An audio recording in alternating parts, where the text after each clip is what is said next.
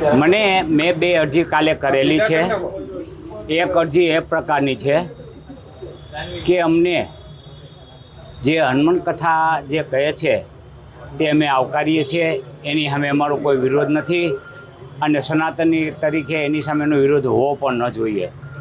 પરંતુ જે છેલ્લા દિવસે પ્રેત દરબાર, જેને દિવ્ય દરબારના નામે ઓળખાય છે, તે દિવ્ય દરબાર જે યોજવાના છે એમાં અંધશ્રદ્ધા ફેલાવવાનો આ દિવ્ય દરબાર છે।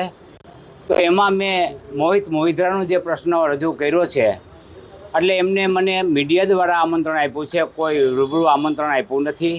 અને એક સામાન્ય રીતે જે રીતે મીડિયાને ઉદ્દેશીને આમંત્રણ આપે એ રીતે મને આમંત્રણ આપ્યું છે।